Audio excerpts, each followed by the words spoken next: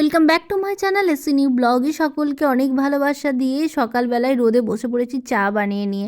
গরম গরম জল আর সাথে এখানে চা 1 কাপ করে আর সুগার ফ্রি বিস্কুট দিয়ে মর্নিংটা শেয়ার করলাম। কেমন আছো তোমরা সবাই প্রিয় বন্ধুরা? আমার আশা করি সবাই খুব ভালো সুস্থ আছে, আমার পরিবারও অনেক ভালো আছে। ব্রাইডাল সিজন তো শেষ হয়েই গেল, কারণ অঘ্রাণ মাস শেষ হয়ে পৌষ মাস পড়ে গিয়েছে।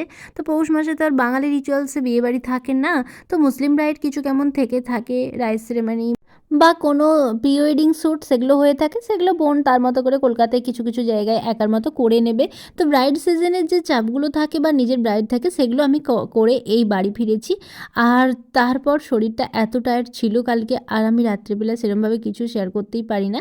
যাই হোক, মর্নিং থেকেই তোমাদের সাথে শুরু করলাম দিনটা, আর গল্পও করি চলো কিছু কিছু, যেটা তোমরা আমার খুব ভালোবাসো। কিছু কিছু জন কমেন্ট করছো যে দিদি তোমাকে খুব ভালো লাগে। সকাল সকাল চা তো খেলাম, কিন্তু মুড়ি খাবার তো কিছু বানাতে হবে, তাই প্রথমে ভেজে নিয়েছি বাদাম, তারপর এখানে লঙ্কা ভেজে নিলাম। আজকে ভাবছি চপ বানাবো না, কুকারে করে গোটা 3 সিটি দিয়ে নিয়েছিলাম প্রথমে আলুটা। সে আলুটাকে সুন্দর করে ভাজা, লঙ্কা, নুন, তার মধ্যে একটু জিরে, আর আমি ভেবেছি 5টা জিরে দিয়ে তার মধ্যে একটু ধনে পাতা আর একটু আদাকে সুন্দর করে কুড়ে দেবো, যার ফলে একটু টেস্টটা যেন আলুর যে ভিতরের চপের থাকে সেটার মতনই যেন খেতে হয় আলুটা। তাই ভেবে সুন্দর করে নুন দিয়ে চকুরবো বলে আগে আমি ভেজে নিয়েছি। তারপরে এখানে ধনে পাতা, জিরে আর আদাটাকেও ভালো করে একটু কাঁচা গন্ধটা যতক্ষণ না চলে যায় তার জন্য একটু ভালো করে ভেজে নিচ্ছি।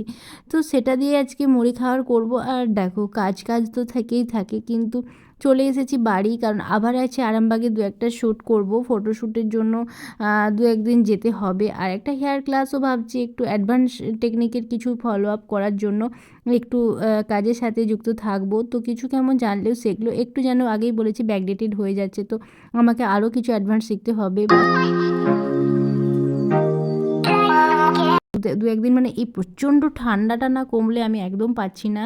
2 দিন সাজানো হয়েছে ঠিকই, কিন্তু খুব কষ্ট হয়েছে। তো সেটা করে বাড়ি ফিরেছি, আবার 1-2 দিন যাক, তারপর আরামবাগের ওখানে যাবো, তোমাদের সাথে গল্পও করবো। আজকে আলু সিদ্ধ করেছিলাম আর বাদাম ভাজা আর লঙ্কা তেল করে ধনে পাতা আদা দিয়ে সুন্দর করে আলু মাখাটা এই যে চকুটে নিলাম, এটা দিয়ে আজকে সবাই মিলে মুড়ি খাবো। চপ আর বানাচ্ছি না, সুন্দর করে এটা দিয়ে আজকে মুড়িটা খাওয়া হবে। তাই এই যে এরকম করে গোল গোল লাড্ডুর মতো করে নিই চলো। আলুটা কিন্তু সুন্দর করে আমি রেডিটা করে রাখলাম, আর মিস্টার ঘোষকে আমি মুড়িটা দিয়ে দেবো, কারণ ও অতটা দেরি তো আর করবে না, ওর যখন সময় ফাঁকা থাকে সেইভাবে এসেই ওকে খাবারটা দিয়ে দিই। খাবারগুলো রেডি করে সবাই মিলে একসাথে বসে খাওয়া দাওয়া করবো। তার আগে আমি ঘর দুয়ারগুলো মুছি, কাজ বাজগুলো সেরে নিই। মা আর মিস্টার ঘোষ বলছে পলি তুইও মুড়িটা খেয়ে নে, কারণ হ্যাঁ, আমার ডাকনাম হচ্ছে পলি, ভালো নাম সুমি। আর এসসি ব্লগ কথাটার মানে অনেকে মেসেজ করেছো যে মানে কি, এস ফর সুমি আর সি ফর চিরঞ্জিত আর নিউ ব্লগ দি, আর মিস্টার ঘোষের নামই হচ্ছে চিরঞ্জিত ঘোষ। আর যাই হোক, আমি ওকেই মুড়িটা দিয়ে দিলাম, আর ঐশী আমাদের বাড়িতে এসেছে, ঐশীকেও মুড়িটা দিয়ে দিলাম। তো মা বলছিল পরে তুইও খেয়ে নে, পরে দেরি হবে কেন। আমি বললাম স্নানটা করে একটু মালা জপ করবো, মানে আমার গুরুমন্ত্র জপ করে তারপরেই খাবো। তো কাজগুলো তাড়াতাড়ি করে সেরে নিই চলো। তো সুন্দর করে আমি এসেছি আমার মোছামুছিগুলো করার জন্য, আর এইখানগুলো ভালো করে না মুছলে তো সেটা হয় না। পরিষ্কার পরিচ্ছন্নতা আমি আগেই বলেছি যে আমরা খুব ভালো লাগে সকালের টাইমে ওই ঝাড় দিয়ে মা এখানে পুজো করতে শুরু করেছেন, আমি মুছে নিই, কারণ মোছা না হলে এখানে গোপাল সোনা যেহেতু আমাদের এই পাকা রুমটাই থাকে, তো গোপু সোনাকে খাবার দেওয়ার জন্য বাসি ঘরে তো দেওয়া যায় না, তাই সুন্দর করে মোছামুছি করে নিলাম। তারপর বিছানা তো সকালে উঠেই পরিষ্কার করে নিয়েছি, তো মুছে নিলাম, তারপর পুজোটা হোক। আমি ততক্ষণ স্নান করে জামা কাপড়গুলো কেচে ছাদে দিয়েছি, তারপর খাবো। তার মধ্যে আমি সব করে চলে এসেছি, আর এইখানে আনাজে কিছু কেমন যেটা হেল্প করি। তো চলো এখানে আনাজটা ধুয়েও দিই। আমি এখানে ফুলকপি আর আলুগুলো কেটে দিয়েছিলাম, মা বেগুনটা কেটেছে, দিয়ে ভাজাভাজি হবে। তার এখানে হচ্ছে এটা লাউ, মেজ জেঠিমাদের বাড়ি থেকে দিয়ে গেছে, তো লাউটা কেটে আমি ধুয়ে জল ঝরাতে দিয়ে দিলাম। আর এইখানে বেগুনগুলো মা আবার ভালো করে নুন হলুদ মাখিয়ে রাখছে। বেশি তেলে বেগুন ভাজা খাবার কিন্তু মজাটাই আলাদা, খুব ভালো লাগে। এখন ভাত খেয়ে তো খাবে ফলটা, সবাইকে দিলে আমি কালকে রাস্তা থেকে আসার পথে একটা ড্রাগন ফল এনেছিলাম, তো সেটা সকলে মিলে ভাগ করে খাবার কথাই বলা হচ্ছে। ফ্যামিলিটা যেহেতু ভালোই বড়, তো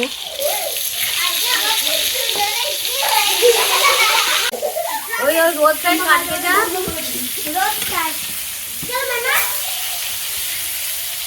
এখানে কিন্তু কেউ এখনো পর্যন্ত ড্রাগন ফলটা খায় না, আমারও কিন্তু এখনো পর্যন্ত খাওয়া হয়ে ওঠে না। দেখি কিন্তু বাজারে কলকাতায় সব জায়গাতে ঠিক হয়েছে, তোরটা ভুল হয়েছে আর বুঝিটা ভুল হয়েছে। বাচ্চারা কিন্তু সত্যি নতুন জিনিস নিয়ে এলে খুব উৎফুল্লই হয়, সেটা তোমরা ওদের কথা শুনে বুঝতে পারছো। আমি স্ট্যান্ডে ক্যামেরাটা রেখেছি বলে সবারই রিয়াকশনটা দেখাতে পারছি না, তো বাকি সবাই কি বলছে সেটা একবার শুনে নাও।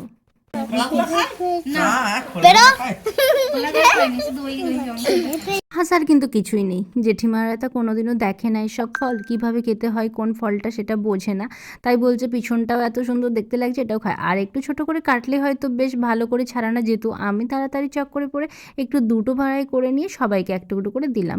সবাই কিন্তু বেশ সুন্দরই বলেছে, আর আমার এরকম কিছু কিছু খাবার সবাইকে দিয়ে খেতে বেশ ভালোই লাগে। এখানে তারপর বসিয়ে দিচ্ছে মূলো ভাজা, তার সাথে সাথে এখানে বাটাবাটি এগুলো করে নেয়। আর আমাকে সবসময় বলে আমার এগুলোই বেশি সুবিধা কুটে বেটে রান্না করতে।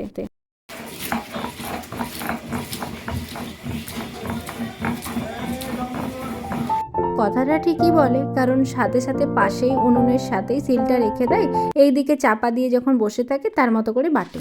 আজ কিন্তু যে যেভাবেই করুক না কেন গুছিয়ে করলে কাজটা করতে কিন্তু বেশ মজা লাগে। সময়ের সাথে সাথে কিন্তু সব কিছু ম্যানেজ করাও যায়। রাহির প্রচণ্ড ঠান্ডা লেগেছে, তাই আমি যাব রাহিকে স্নান করানোর জন্য একটু বাকস পাতা তুলে আনি।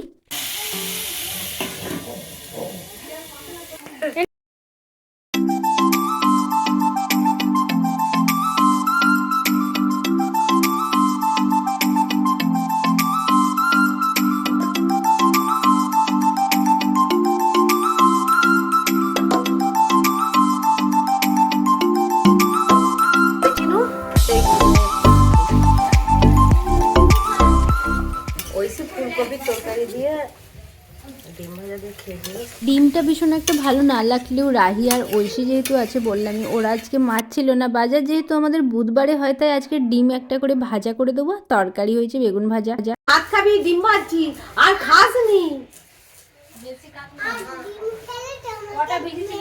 তরকারিটার কালার কিন্তু অসাধারণ এসেছে, বেশ ভালোই লাগে। আমি তো সবাই জানোই যে নিরামিষ আইটেমের মধ্যে থাকলেও আর উনুনের রান্নার টেস্ট ভালো বলেই কিন্তু মা বেশ উনুনে সুন্দর করে গুছিয়ে রান্না করে, আর সত্যি খুব ভালো লাগে। ফুলকপিটা অনেক দিন পরে রান্না হচ্ছে, আর আমি যেহেতু এতদিন কাজেই ছিলাম তো প্রচুর রিচ খাবারই খাওয়া হয়েছে। যা হয় খাবার মানে কি বলবো, মাও বানাচ্ছে, এখানে মেয়ে গিয়েছে বলে পিঠে বানিয়েছিল 2 দিন, তারপর খাবার দাবারও রিচ থাকে, আর বিয়ে বাড়িতে তো না খাইয়ে ছাড়ছিলই না।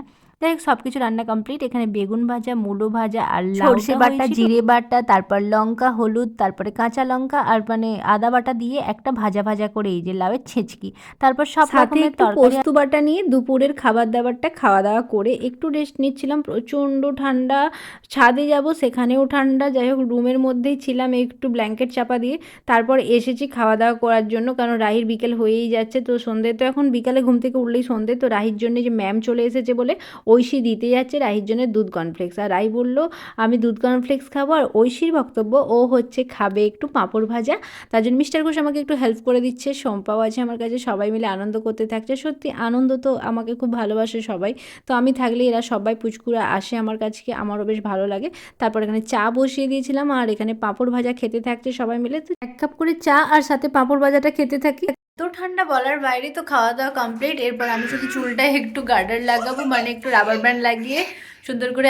গুড নাইট সকলকে, দেখা হবে নতুন দিনে নতুন আবার একটি ব্লগে। টাটা টাটা করে দাও।